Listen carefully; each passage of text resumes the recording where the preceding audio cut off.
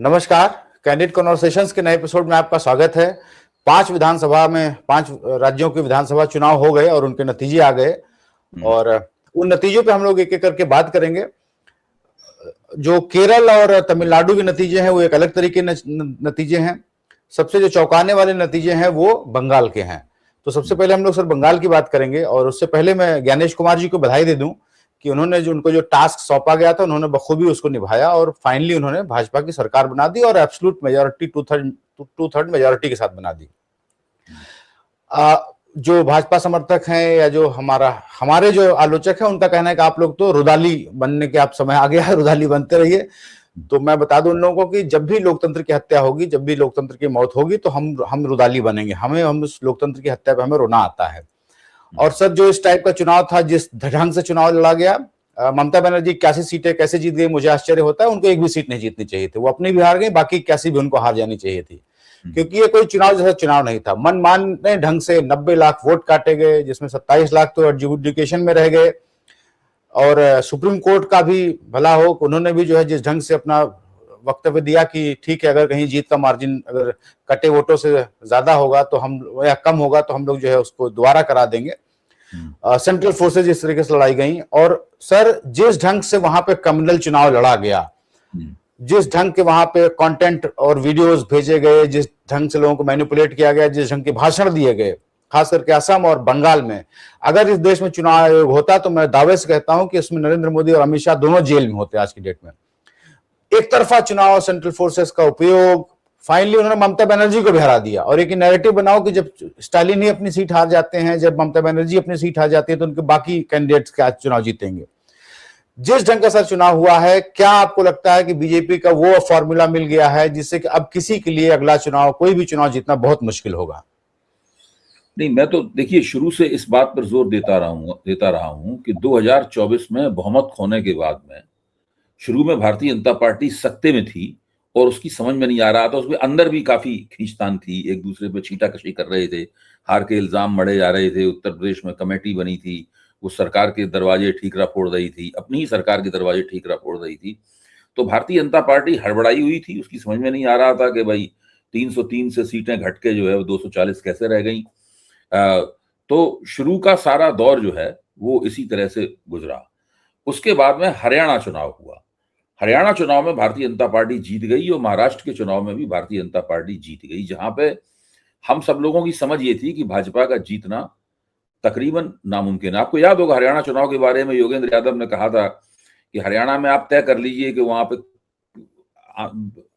लहर चल रही है कि आंधी चल रही है, क्या चल रहा है, मतलब जीतना तो कांग्रेस को है ही। लेकिन हरियाणा और महाराष्ट्र में भारतीय जनता पार्टी ने चुनाव जीत के थोड़ी सी राहत की सांस ली और उसके बाद इन लोगों ने सोचना शुरू किया कि अब क्या किया जाए। अगर हरियाणा और महाराष्ट्र भी ये लोग हार जाते तो इनके अंदर अफरा तफरी और भी ज्यादा बढ़ जाती और ये सोचने समझने लायक भी नहीं रहते उस वक्त। लेकिन इन दो चुनावों की जीत के बाद इन लोगों का रणनीतिक मानस दोबारा जागृत हुआ और इनको लगा कि 2024 में हम थोड़े से फिसले हैं, अब हम संभल सकते हैं, लेकिन हमें भविष्य का पुख्ता इंतजाम करना होगा। अब दोबारा ऐसा नहीं होना चाहिए कि हमारे हाथ से सीटें निकल जाएं। तो उसके बाद में इन लोगों ने एक नए औजार की कल्पना की जिसका नाम है स्पेशल इंटेंसिव रिवीजन, जिसका ना संविधान में जिक्र है, ना कानून में जिक्र है, ना चुनाव आयोग के इतिहास में उसका कोई जिक्र है। आपको याद होगा जब ज्ञानेश कुमार चुनाव आयुक्त बनकर आए तो उन्होंने आते ही वक्तव्य जारी किया था। उन्होंने एसआईआर करेंगे ये वक्तव्य जारी नहीं किया था। उन्होंने वक्तव्य जारी किया था कि वो आधार कार्ड को वोटर आई कार्ड के साथ जोड़ने की राष्ट्रीय मुहिम चलाएंगे। ये किया तो हम लोगों ने इसके ऊपर आपके ही कार्यक्रम में मुझे याद पड़ता है टीका टिप्पणियां भी की थी। फिर अचानक एक दिन, अच्छा, और उसके जिस दिन उन्होंने कहा कि हम एसआईआर करेंगे उसके 1 या 2 दिन पहले उन्होंने सारे देश के जो उनके बड़े चुनाव अधिकारी वगैरह थे या जो भी थे उसमें उन सबकी एक मीटिंग बुलाई थी उन्होंने और उस मीटिंग को उन्होंने संबोधित किया था। उसमें भी उन्होंने घोषित नहीं किया कि वो एसआईआर कर रहे। इसका मतलब एसआईआर का फार्मूला किसी और मंडली में पकाया जा रहा था, वहां पे उसका फैसला किया जा रहा था। वो मंडली कौन सी थी, क्या थी, ज्ञानेश कुमार ने आज तक नहीं बताया है कि किस मीटिंग में तय हुआ कि एसआईआर होगा, आज तक नहीं बताया। चुनाव आयुक्तों की या जो प्रदेश के जो चुनाव आयोग के सीईओज हैं हर प्रदेश के, उनकी कोई ऐसी मीटिंग हुई थी जिसमें एसआईआर होगी, इसमें घोषणा की गई थी, उसका कोई कार्यक्रम था, कोई उसका शेड्यूल था? किसी को कुछ नहीं पता। ये कहीं और बैठकर स्पेशल इंटेंसिव रिवीजन करने की योजना बनी और अपने वफादार मुख्य चुनाव आयुक्त को वो योजना थमा दी गई। और इस योजना की खास बात ये थी कि ये अलग अलग प्रांतों में इसका अलग अलग मॉडल होना था, क्योंकि बिहार में जिस तरह एसआईआर हुई उस तरह पश्चिम बंगाल में नहीं हुई, पश्चिम बंगाल में जिस तरह एसआईआर हुई उस तरह केरल में एसआईआर नहीं हुई, केरल में जिस तरह एसआईआर हुई उस तरह तमिलनाडु में नहीं हुई। इन सब के अंदर एक फर्क है, अंदर है। बंगाल के लिए उन्होंने एक नई कैटेगरी उन्होंने ईजाद की, वो थी लॉजिकल डिस्क्रिपेंसी की कैटेगरी।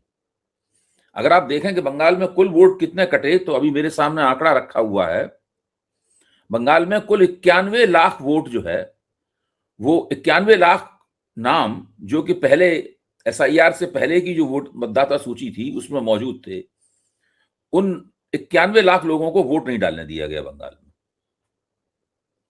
इनमें से 63 लाख वोट ऐसे थे जिनको या तो अनुपस्थित करार दिया गया, या ये करार दिया गया कि उनके पति बंगाल छोड़ के चले गए, या बताया गया कि उनका देहांत हो गया है, या बताया गया कि उनके नाम में दोहराव है।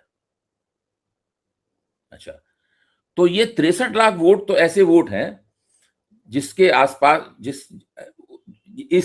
कैटेगरी के वोट है, संख्या तो नहीं, ये दूसरी जगह जो एसआईआर हुई वहां भी ये पाया जाता है, और इसके ऊपर किसी ने कोई खास आपत्ति नहीं की, आलोचकों ने भी एसआईआर के खास आपत्ति नहीं की। उसके बाद में एक लॉजिकल डिस्क्रिपेंसी वाली, एक तार्किक विसंगति वाली एक श्रेणी बनाई गई जो बंगाल के लिए विशेष श्रेणी थी, और उस विशेष श्रेणी में 27,15,000 वोटर जो है वो डाल दिए गए।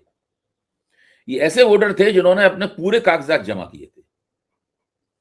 चुनाव आयोग ने कभी नहीं कहा कि इन्होंने कागजात नहीं जमा किए। चुनाव आयोग ने यह भी नहीं कहा कि ये वोटर अवैध थे। चुनाव आयोग ने यह भी नहीं कहा कि ये घुसपैठिए थे।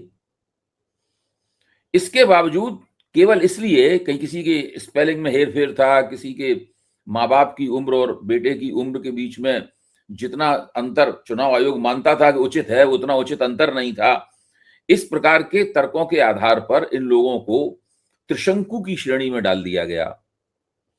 और चुनाव आयोग की इस कवायद में इन लोगों को मताधिकार से वंचित करने की जो कवायद थी, उस कवायद में सुप्रीम कोर्ट ने भी अपना योगदान किया।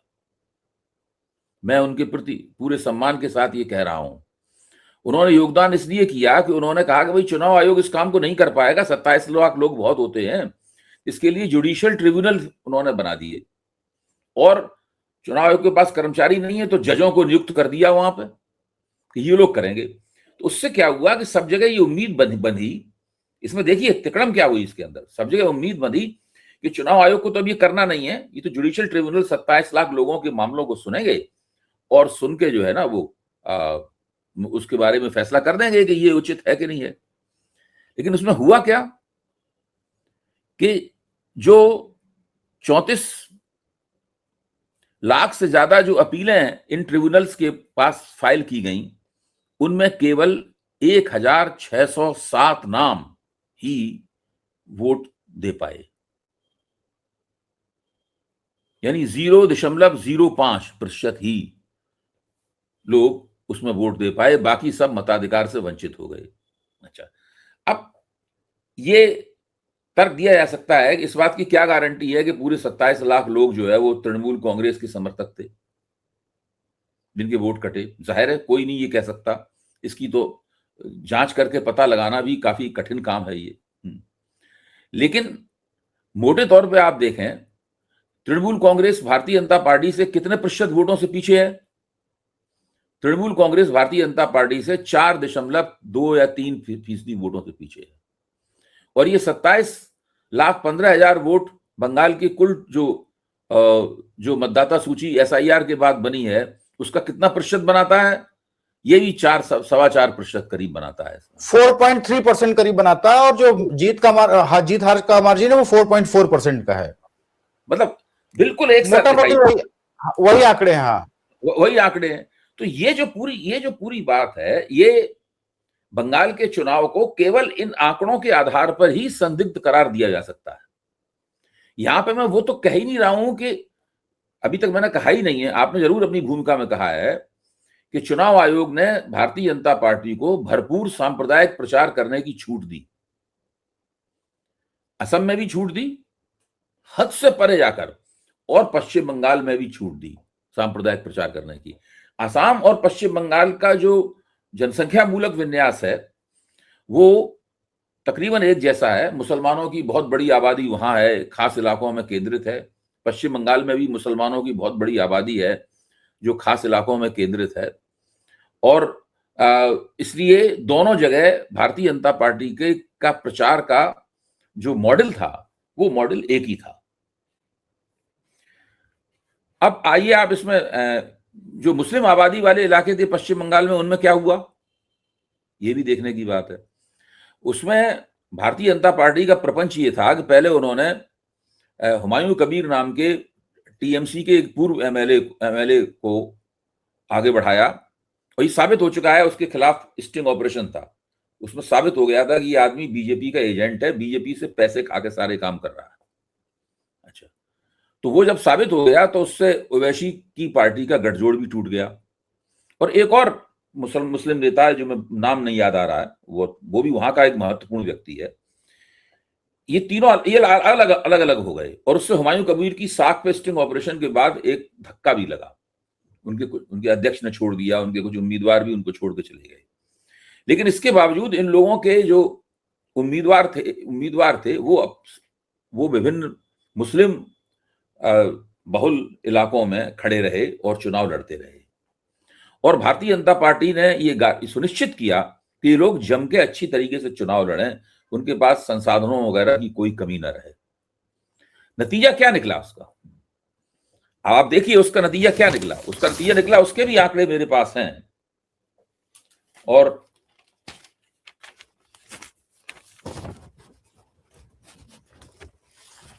वो मैं आंकड़े आपको बाद में इकट्ठा करके बता दूंगा, हैं वो मैंने निकाल के रख छोड़े हैं। वो नतीजा ये निकला कि कम से कम 5 सीटें इस तरह की ही हुई जिन 5 सीटों के ऊपर भारतीय जनता पार्टी के उम्मीदवार जीत गए, क्योंकि उन उम्मीदवारों ने टीएमसी के वोट बांट लिए, और टीएमसी के वोटों का पूरे मुस्लिम बहुल इलाके में एक ऐसा प्रतिशत था जो कि पिछले चुनाव के मुकाबले टीएमसी के हाथ से निकल गया। अभी भी पश्चिम बंगाल विधानसभा में पिछली बार जितने या उससे थोड़े ज्यादा ही मुसलमान विधायक चुने गए हैं। जो मुस्लिम बहुल सीटें हैं उनमें भी मुसलमान विधायक पहले के आसपास ही उनकी संख्या है।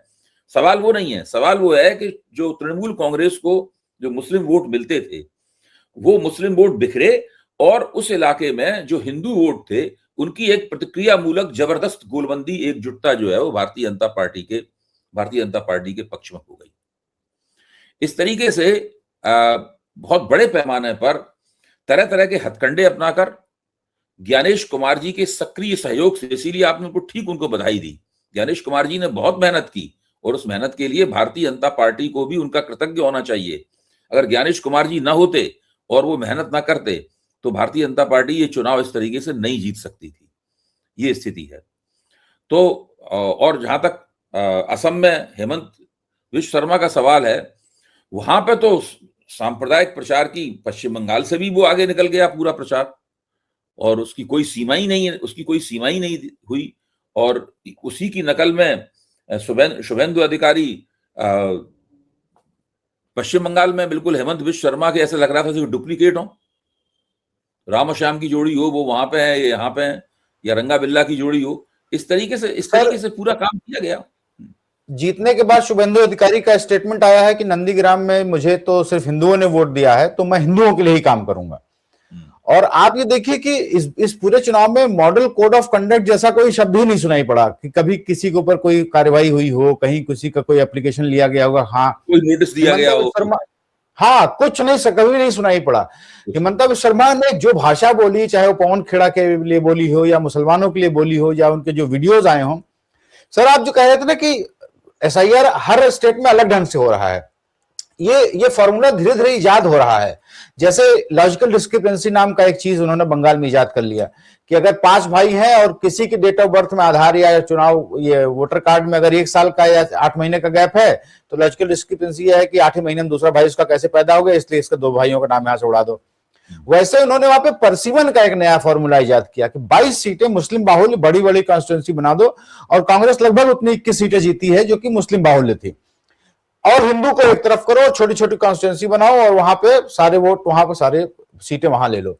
बंगाल असम का चुनाव प्रोसेस जब समझाइए कि यहाँ पे यही एक फॉर्मूला है जो आगे भी चलता रहेगा। निश्चित रूप चलता रहेगा, जब तक भारतीय जनता पार्टी रहेगी तब तक ये चलता रहेगा। अभी तो सारे देश में परिसीमन होगा, सारे देश में परिसीमन होगा, तब फिर दूसरे प्रदेशों में भी ये असम का जो विनिंग फार्मूला है वो इस्तेमाल किया जाएगा, हर जगह होगा ऐसे ही। अच्छा, भारतीय जनता पार्टी का मानना यह है कि जो हमारी चुनाव प्रणाली है, फर्स्ट पास पोस्ट सिस्टम जो है, पहले मारे सुमीर वाली चुनाव प्रणाली है, ये चुनाव प्रणाली भारतीय जनता पार्टी को बहुत कम वोट प्राप्त करके बहुत ज्यादा सत्ता का उपभोग करने की इजाजत देती है। भाजपा को आज तक राष्ट्रीय चुनाव में 40% वोट नहीं प्राप्त हुआ, अधिकतम वोट उसको 37% प्राप्त हुआ है, बस इससे ज्यादा वोट तो कभी मिला नहीं उसको, भारतीय जनता पार्टी को, लेकिन वो 137% सत्ता को उपभोग करती है। ये फर्स्ट पास पोस्ट सिस्टम, इसका एक जमाने में कांग्रेस को भी लाभ मिलता था, लेकिन कांग्रेस को 40-45% करीब वोट मिलता था, तब कांग्रेस बहुत बड़े पैमाने पर सत्ता का उपभोग करती थी। भारतीय जनता पार्टी जो विपक्ष बटा हुआ है, कमजोर है। अब आप देखिए ना, राहुल गांधी के नेतृत्व में कांग्रेस ने पश्चिम बंगाल में किस तरह की चुनाव मुहिम चलाई। वो ममता बनर्जी और तृणमूल कांग्रेस को किन शब्दों में याद करते थे। भाजपा, ऐसा लगता था भाजपा की ही भाषा उन्होंने ले ली है और वही वो बोल रहे हैं। अब वो कह रहे हैं कि ममता बनर्जी से मैं सहमत हूं, ये चुनाव चुराया गया है। ममता बनर्जी का 100 सीटों पर कम से कम चुनाव चुराया गया है। अब वो बात बोल रहे हैं, तो अब इस बात का, अब हम सब मिलकर बैठेंगे, अरे इस बात का क्या मतलब हुआ भाई? राहुल गांधी को पता था कि बंगाल में उनका कोई दावा नहीं है, वो उनकी पार्टी कुछ नहीं कर पाएगी। हुआ क्या, शायद 2 या 3 सीटें कांग्रेस ने जीती हैं, 1 सीट या 2, हाँ 2 सीटें जीती हैं, एक सीट शायद सीपीएम ने जीती है। हाँ। अच्छा, अब इसमें थोड़ा सा और, इसमें चूंकि हम लोग राजनीतिक समीक्षक हैं, तो एक तरफा होने का खतरा हम लोगों के सामने रहता है।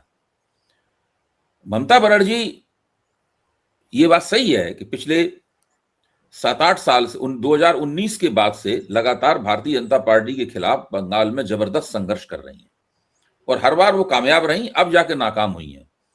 लेकिन 2019 से पहले का आप उनका इतिहास देखिए, ममता बनर्जी का खासतौर से उस समय का इतिहास देखिए जब अटल बिहारी वाजपेयी की सरकार थी और वो वहां पर सीपीएम को अपदस्थ करने के लिए 2011 से पहले, मतलब जो है, वो वहां पर संघर्ष कर रही थी।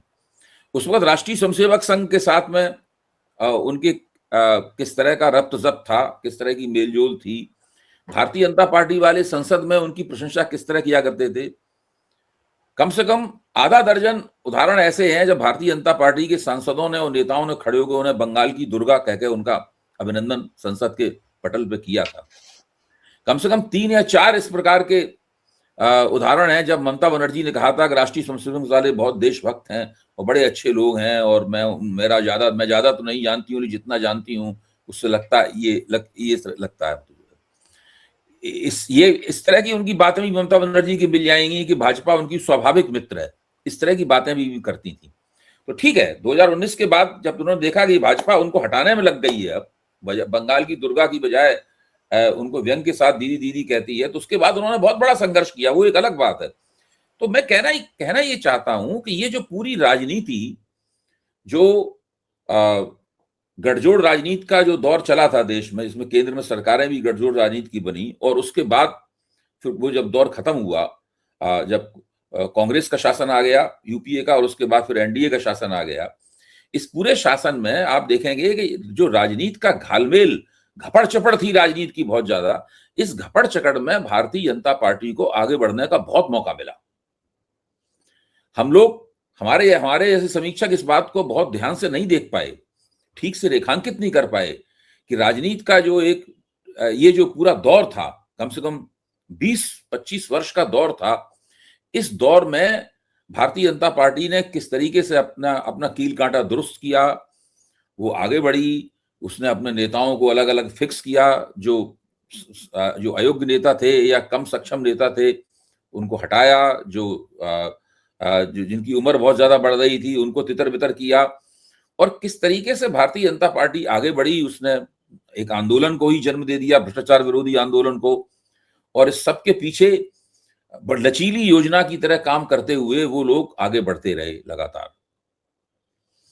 और जो राजनीति के जो गैर सांप्रदायिक रूप थे, मैं कोई सेकुलर शब्द का इस्तेमाल तो नहीं करूंगा, जो पुराने समाजवादी, जनता दल वाले या क्षेत्रीय शक्तियां, जो आप कहेंगे गैर सांप्रदायिक, मुसलमानों के खिलाफ नहीं बोलते थे, मुसलमानों के खिलाफ घृणा नहीं फैलाते थे, हिंदुओं की सनातन धर्म के आधार पर गोलबंदी नहीं करते थे, परहेज करते थे उससे, उन सबको वो सब धीरे धीरे करके अपनी प्रशासनिक विफलताओं और गलतियों के कारण और लगातार सत्ता में बने रहने से जो कमजोरियां आ जाती हैं, विकृतियां आ जाती हैं, उन विकृतियों के कारण जनता के बीच में उनकी साख गिरती चली गई। इन सब चीजों का संचित लाभ अगर किसी एक पार्टी को हुआ है तो वो भारतीय जनता पार्टी को हुआ है, और स्थानीय स्तर पर किसी और पार्टी को इसका लाभ हुआ था तो वो आम आदमी पार्टी को हुआ था, जिसको अब भारतीय जनता पार्टी और कांग्रेस ने आपस में जुगलबंदी करके उसको भी नाश के कगार पर पहुंचा दिया। उसकी भी गलतियां बहुत सी हैं उनके करने। तो इस तरह से देश में जो नया सीन उभर रहा है इस वक्त, वो वन पार्टी रूल का सीन है। मतलब तेजी के साथ दक्षिण भारत के 2-3 इलाके अपवाद माने जा सकते हैं। ये जो नियम बन गया है एक पार्टी शासन का, उसमें दक्षिण भारत के 2-3 प्रांत, मतलब केरल और तमिलनाडु को अगर आप छोड़ दें तो बाकी ऐसी कोई जगह नहीं है इस वक्त देश में जहां भारतीय जनता पार्टी के यहाँ तो बहुत ही उसके कदमों के बहुत मजबूत निशान हो, या उसकी सत्ता हो, या वो सत्ता में आने के लिए बिल्कुल तैयार बैठी हो। मैं सर उस सवाल पे आऊंगा, उसके लिए एक मेरे पास सवाल है, लेकिन उससे पहले जरा हम लोग तमिलनाडु और केरल की बात कर लें जल्दी से। तमिलनाडु का चुनाव परिणाम क्या सर आपको प्राकृतिक लगता है? क्योंकि वहां हीरो वर्शिप रही है, टीवीके विजय जिस ढंग से जीते हैं, शायद हम लोग भी एसेस नहीं कर पाए कि डीएमके की वहां इतनी खराब हालत है, और शायद कांग्रेस को ये उम्मीद रही होगी, इसलिए वो स्टेज वगैरह भी नहीं शेयर कर रहे थे राहुल गांधी स्टालिन के साथ। हम लोगों को भी अपने गिरेबान में मुंह डाल के देखना चाहिए। वो भी ये है कि हम लोग जिनको गोदी मीडिया कहते हैं वो भी ये कह रहे थे कि साहब डीएमके जीत जाएगी। हम लोग जो गोदी के बाहर बैठे हुए हैं और अपने आप को कहते हैं कि हम लोग ज्यादा आलोचनात्मक दृष्टि से संपन्न हैं, हम लोग भी कह रहे थे कि डीएमके जीत जाएगी। मैं भी कह रहा था, मैं दूसरे क्या, मैं खुद कह रहा था। अच्छा, इसकी सबसे बड़ी वजह है कि हमको तमिलनाडु की कोई जानकारी नहीं है। हम दरअसल उत्तर भारत, पश्चिम भारत और मध्य भारत केंद्रित तो थोड़ा बहुत पूर्वी भारत की जानकारी रखने वाले लोग हैं। दक्षिण भारत की राजनीति, वहां के लोगों का मिजाज, हमें उनके नाम भी नहीं याद होते हैं। अभी मैं अचानक किसी से पूछ लूं टीवीके का फुल फॉर्म बता दिए, ये मतलब एक वैसा जनरल नॉलेज का सवाल हम लोग उच्चारण नहीं कर पाएंगे उसका। बहुत से लोग नहीं बता पाएंगे कि उसका नाम तमिलागा वेत्री कशगम है जी। अब कशगम को कड़गम कहेंगे, कशगम कहेंगे, इस बात पे हिंदी क्षेत्र में बहुत मतलब मतभेद हैं। हाँ, उच्चारण भिन्न है हम लोगों का। मतलब वो बहुत, देखिए वो दूसरी दुनिया है। और भारतीय जनता पार्टी के साथ भी समस्या है। वो सोचते हैं कि उस सेंगोल नाम का एक डंडा वो खोज लाए और उसके नाम पे वो तमिलनाडु की राजनीति में हस्तक्षेप कर देंगे तो क्या हुआ? उन्होंने एआईडीएमके के साथ समझौता किया था, उनकी शायद 1 या 2 सीट पे ही केवल भारतीय जनता पार्टी बढ़त दिखा रहे थे, 3 सीट पे शायद बढ़त दिखा रहे थे। बाकी उसके बाद शुरू में ऐसा लगा कि एआईडीएमके डीएमके को तीसरे नंबर पर कर देगी, लेकिन बाद में डीएमके उससे काफी आगे 15-20 सीट आगे निकल गई उससे, और एआईडीएमके तीसरे नंबर पर चली गई। तो तमिलनाडु की राजनीति की हमारी समझ बहुत ही सतही किस्म की समझ है, हम लोग कुछ उसके बारे में नहीं जानते हैं। मैं तो ये भी मानता हूं कि केरल की राजनीति, केरल की अर्थनीति, वहां की पॉलिटिकल इकोनॉमी, वहां किस तरीके से गठजोड़ राजनीति होती है और उनमें अदल बदल होती रहती है सत्ता की, उसकी भी समझ हमारी सतही समझ है। ये समझ हम लोगों को बनानी पड़ेगी। कर्नाटक के बारे में हम लोग जो कहते हैं कि भाई वहां पे लिंगायतों की ये पार्टी है, वो कोलेगांव की ये पार्टी है, मामला ऐसा है नहीं वहां पर भी। उसको भी ज्यादा समझना पड़ेगा हम लोगों को। अब 2 प्रांत बन गए हैं, आंध्र प्रदेश और तेलंगाना। देखिए, ये जो हमारी राजनीतिक समीक्षा की सीमाएं हैं, दक्षिण भारत उन सीमाओं की पोल खोल देता है पूरी तरीके से। जी नहीं, कुछ लोग कह रहे थे सर कि अगर भाजपा बेईमानी करके ही जीती तो तमिलनाडु भी जीत लेती, लेकिन तमिलनाडु में भाजपा के भी कोई ऐसी हैसियत नहीं है। ये सारी तर्क प्रणाली बहुत घटिया है। देखो होता क्या है, हाँ, हम लोगों को समझना ही चाहिए कि भारतीय जनता पार्टी का मॉडल क्या है चुनाव जीतने का। चुनाव जीतने का मॉडल ये है कि जैसे दाल पक रही है ना, मतलब जो है तो दाल में मैं ये मानने के लिए तैयार नहीं हूं कि भारतीय जनता पार्टी ने केवल बेईमानी से ही जीता है सारा का सारा, और कुछ नहीं था उसमें। अली उसकी जीत के और घटक कौन से हैं? बेईमानी घटक तो हम लोगों ने बता दिया कि ये बेईमानी का घटक है। वो 27,15,000 वोट जो है वो बेईमानी का घटक है, वो साफ दिखाई पड़ रहा है। और और इस बेईमानी में सब शामिल है, सुप्रीम कोर्ट भी शामिल है, चुनाव आयोग तो उसमें औजार है, प्यादा है भारतीय जनता पार्टी का, भारतीय जनता पार्टी शामिल है, ये सब लोग शामिल हैं। लेकिन ये भी एक, सब जगह आप देखिए, जो ममता बनर्जी के खिलाफ एंटी इनकम्बेंसी थी बहुत ही शक्तिशाली थी। डीएमके के खिलाफ जो एंटी इनकम्बेंसी थी, नाराजगी थी, बहुत शक्तिशाली नाराजगी थी डीएमके के खिलाफ। इन लोगों के खिलाफ पब्लिक के अंदर बहुत नाराजगी थी, लोग चाहते नहीं थे इनको 15-15 साल लंबा अरसा हो गया सत्ता में रहे हुए, कोई कुछ नहीं है। ममता बनर्जी ने भी खूब, और महिलाओं को उन्होंने लक्ष्मी भंडार योजना में खूब पैसे वैसे भी बांटे, काफी अरसे से पैसे बांट रही थी, लेकिन कुछ चला नहीं उनका जो है। वो ठीक कह रही हैं कि उनके साथ नाइंसाफी हुई है, बहुत सारे सीटों के चुनाव चुरा लिए गए, मैं उनसे इस बात पर सहमत हूं, लेकिन उनको भी मेरी इस बात से सहमत होना पड़ेगा कि उन्होंने सरकार ठीक से नहीं चलाई।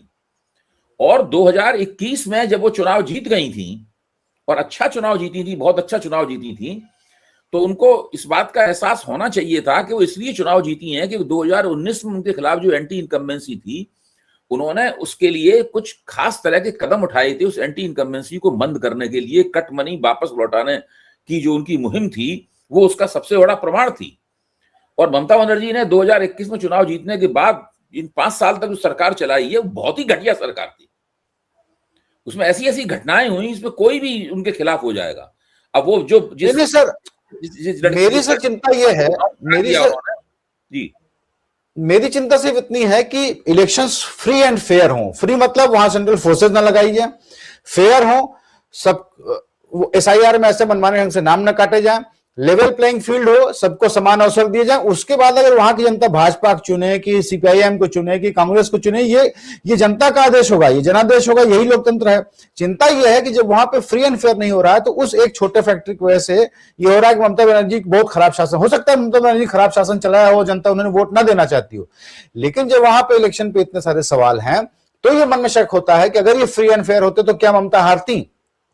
सर अब एक आखिरी सवाल, चूंकि समय खत्म हो रहा है मेरे पास, मैं आपकी इस बात का भी जवाब देना चाहूंगा। मेरा कहना है कि ममता बनर्जी उन 28,15,000 वोटों को जो त्रिशंकु बना दिया गया, वो अगर नहीं बनाया जाता, ममता बनर्जी फिर भी ये चुनाव हार जाती।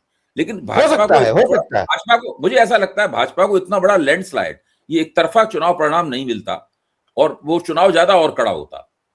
मैं कह रहा हूं कि इसके बावजूद अगर भाजपा 200-250 सीटें भी जीत जाती तो मुझे कोई चिंता नहीं थी। ये जो सवाल है कि चुनाव में बेईमानी हुई, ये नहीं होने चाहिए सवाल। ये सवाल इससे बियॉन्ड, इससे अबव होने चाहिए चुनाव, फ्री एंड फेयर होना चाहिए। मैं सहमत हूं, लेकिन हम लोग अभी चर्चा जो कर रहे हैं, भाई ममता बनर्जी क्यों चुनाव हारी, उसकी क्या क्या वजह हो सकती है। बिल्कुल बिल्कुल हो सकता है, बहुत बड़ी वजह है जो त्रिशंकु वोट बनाए गए, इस तरीके से भाजपा को सांप्रदायिक ध्रुवीकरण करने का मौका दिया गया है, तो ये बहुत बड़ी वजह है। चुनाव आयोग पूरी तरीके से उनका प्यादा बन गया। उससे क्या हुआ कि उससे ममता बनर्जी की एंटी इनकम्बेंसी जो थी, वो और उसका डबल दुगनी तिगनी प्रभावी हो गई वो एंटी इनकम्बेंसी। बिल्कुल और तीखा कर पाई, इन्हीं सब वजहों से। जी बिल्कुल। अब सर एक सवाल ये है कि टीएमसी को अब सर्वाइव करना, थोड़ा स्ट्रगल करना पड़ेगा। अब आप देखिए धीरे धीरे करके एक एक रीजनल पार्टीज खत्म होती जा रही हैं। महाराष्ट्र से शुरू करिए आप, वहां पे शिवसेना और इनकी जो शरद पवार की बची हुई है, कुछ पार्टी बची हुई है, बसपा खत्म के कगार पे है, आम आदमी पार्टी को भी उन्होंने अगला आखिरी उनका पंजाब एक सहारा रह गया है। इस टाइप के एआईएडीएमके भी स्ट्रगल कर रहा है। जो आप कह रहे हैं वन पार्टी रूल की तरफ बढ़ रहे हैं हम लोग, क्या अब क्षेत्रीय पार्टियों का जो जमाना मंडल कमीशन के बाद शुरू हुआ था, वो उस एरा की समाप्ति है, उस युग की समाप्ति है। और अब एक पूरी तरीके से तो खत्म नहीं होती है कोई चीज, क्षेत्रीय पार्टियां बनी रहेंगी। ममता बनर्जी के लिए काफी मुश्किल है। अभी आप 6 महीने से लेकर साल भर में एक नजारा देखेंगे कि ममता बनर्जी के कार्यकर्ताओं का एक बहुत बड़ा हिस्सा भाजपा में चला जाएगा धीरे धीरे करके, और ममता बनर्जी का संगठन जो है वो थोड़ा श्रिंक हो जाएगा। अब भाजपा वहां कैसा सरकार चलाती है, ये जो उसने सांप्रदायिक ध्रुवीकरण किया है, क्या वो असम की तरह, असम में तो सांप्रदायिक ध्रुवीकरण स्थायी हो गया है, वो असम का स्थायी भाव हो गया है। बंगाल में स्थायी भाव बनेगा कि नहीं बनेगा ये देखने की बात है। भाजपा उसको स्थायी भाव बनाना चाहेगी, लेकिन क्या ऐसा हो पाएगा कि नहीं हो पाएगा, इस पे हम लोगों को निगाह रखनी पड़ेगी। और ममता बनर्जी के सामने चुनौती है बहुत बड़ी, और उस चुनौती का ममता बनर्जी कैसे सामना करेंगी। 2 पार्टी सिस्टम बंगाल में है, कांग्रेस और सीपीएम किसी गिनती में नहीं है, उनकी कोई गिनती नहीं है, वो तो बस नाम मात्र की पार्टियां ही रह गई हैं वहां पर। ममता बनर्जी ही भाजपा का मुकाबला करेगी, और कांग्रेस अगर इस मुगालते में है कि टीएमसी के हार जाने से उसके लिए कोई रास्ता खुलेगा और उसके तरफ लोग आएंगे, बिल्कुल गलतफहमी है। दिल्ली में भी उनको यही मुगालता था, भाजपा के साथ मिलकर उन्होंने आम आदमी पार्टी को हरवा दिया चुनाव, वही भाषा बोली जो भाजपा बोलती थी। आज कांग्रेस कहाँ है, कांग्रेस को कोई लाभ नहीं हुआ उससे, और न लाभ होगा। अगर दिल्ली में भाजपा कोई मुकाबला करेगी तो कुल मिला के आम आदमी पार्टी ही करेगी मुकाबला, सफलता के साथ या विफलता के साथ मुकाबला तो आम आदमी पार्टी ही करेगी वहां पर। तो कांग्रेस को बिल्कुल कोई न बंगाल में कोई फायदा होगा, न दिल्ली में उसको कोई फायदा हुआ है। कांग्रेस को पहले फायदा उन पार्टियों को होता है जिनके पास जमीन होती है। जब आपके पास जमीन ही, आज अगर कांग्रेस को 20% वोट मिलते बंगाल में और 15, 20, 25 सीटें जीत के वो गिनती में रहती कांग्रेस, तब कांग्रेस कह सकती थी कि वो 20% वोटों को बढ़ा के एक और ज्यादा मजबूत मुकाम पर जा सकती है और तृणमूल कांग्रेस से अपनी खोई हुई साख वापस खींच सकती है। वो नहीं होने वाला है। चुनौती दरअसल तृणमूल कांग्रेस की है कि वो अपने संगठन को सिकुड़ने से कैसे बचाएगी। अब भाजपा बहुत बड़े पैमाने पर इन लोगों पर मुकदमे लगाएगी। ऐसे ही नहीं होगा, भाजपा केवल सरकार, भाजपा की सरकार जो है सबके ऊपर मुकदमा लगाएगी, सब पे। ममता बनर्जी को छोड़ के उनके भांजे के ऊपर भी भ्रष्टाचार के बहुत से केस लगाए जाएंगे। उनमें से बहुत सी बातें सही भी हो सकती हैं, लेकिन ये सब होगा पूरी तरीके से। अब इनको बहुत मुश्किल आएगी। भारतीय जनता पार्टी वो कांग्रेस के जमाने की सत्ताधारी पार्टी नहीं है जो सत्ता में आ गई तो अपना हुकूमत चलाती थी, बाकी और विपक्ष को और साथ कोई छेड़छाड़ नहीं करती थी। ये तो विपक्ष के उन्मूलन पर टिकी, उन्मूलन का संकल्प लेके उतरी हुई पार्टी है।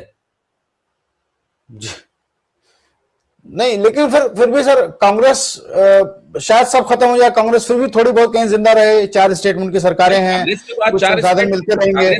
4 राज्यों में उनकी सरकारें हैं कांग्रेस की। तो कांग्रेस, मैं ये नहीं कह रहा हूं कांग्रेस खत्म हो जाएगी, क्या हो जाएगी, लेकिन आप देखिए ना कि कांग्रेस का जो तरीका है, जब 2024 के चुनाव में कांग्रेस को इतना बड़ा उछाल प्राप्त हुआ, कांग्रेस ने क्या आपने उस उछाल को बचा पाया? अब कांग्रेस को फिर 2029 का इंतजार करना है कि लोकसभा चुनाव में फिर से उसे उछाल प्राप्त होगा। लोकसभा चुनाव में जो उछाल प्राप्त हुआ था 2024 में, उसमें टीएमसी ने काफी बीजेपी को रोक लिया था पश्चिम बंगाल में, डीएमके ने तमिलनाडु में बीजेपी को रोक लिया था। अब ना डीएमके मौजूद है रोकने के लिए, और ना टीएमसी मौजूद है पश्चिम बंगाल में रोकने के लिए। इसलिए रोक पाए थे कि इन दोनों के पास सत्ता थी वहां पर। लेकिन सर अब मैं देखता हूं तो अब मुझे लगता है कि जो डीएमके, हम लोग ये मान रहे थे कि लोकसभा चुनाव में डीएमके ने रोक दिया, शायद डीएमके उस स्थिति में नहीं था और वो राहुल गांधी की पॉपुलैरिटी को राइड करके वहां पे भाजपा को रोकने में सफल हुए, क्योंकि वो भी ज्यादा डिपेंड कर रहे थे कांग्रेस के ऊपर बनिस्बत की कांग्रेस डिपेंड करती डीएमके के ऊपर। अब ये लगता है कि शायद स्टालिन में वो बात नहीं थी। मुझे लगता है कि ये आपका जो अवलोकन है ये ज्यादा सही नहीं है, क्योंकि देखिए आपको मैं बताना चाहूंगा कि कांग्रेस डीएमके की घटक दोनों में गठजोड़ था, लेकिन डीएमके कभी कांग्रेस को सत्ता में भागीदार नहीं बनाती थी।